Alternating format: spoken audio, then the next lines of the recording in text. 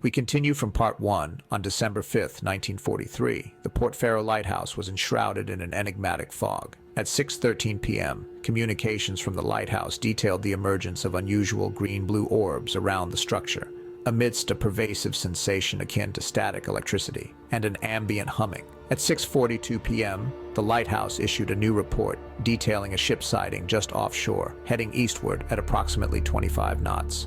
Following what seemed to be an electrical strike, the vessel abruptly disappeared from view. Although the fog persisted, its density also noticeably diminished. The officer on duty classified the ship as a destroyer, specifically identifying its port hull number as DE-173. This information prompted an immediate verification request from Naval Command. Upon reconfirming the details, the Naval Communications Officer highlighted a significant inconsistency.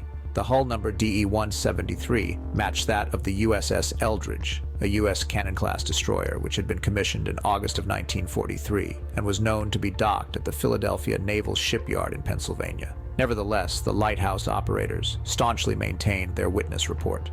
At 7:55 p.m., the U.S. Atlantic Fleet Command reached out directly to the Port Faro lighthouse for follow-up regarding the vessel observed by the lighthouse operators. Despite their efforts, no response was received.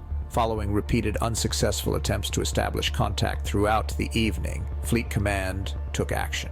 The report moves forward to the morning of December 6th. The Atlantic Fleet Command, addressing growing concerns, issued orders for a detachment from the Vieques naval base in Ensenada, Honda, to conduct a sea and ground reconnaissance under Operation Stingray. The decision was influenced by increasing concerns by the Secretary of Defense about Axis powers infiltrating the Gulf Coast through the Caribbean corridor. The previous years had witnessed numerous naval confrontations throughout the Antilles archipelago, involving German U-boats which frequently targeted supply ships to sabotage Allied provisions. At 12:45 p.m. of December 6th, a naval detachment comprising 4 PBY Catalina amphibious aircraft and a Tarpon-class submarine embarked out of Ensenada Honda Naval Base. Simultaneously, a ground unit was deployed with orders to conduct a thorough investigation of the Port Faro lighthouse and other key locations around Vieques. At 5:05 p.m., the naval ground unit arrived at the lighthouse and commenced an investigation. The report from this investigation noted that personal belongings inside the lighthouse were left undisturbed, and 2 Bantam Jeeps belonging to the operators remained parked outside. The report goes on to reveal the presence of what appeared to be significant blood plasma on the walls and grounds near the entrance of the lighthouse, along with visible signs of munitions damage and weapon casings scattered around the area.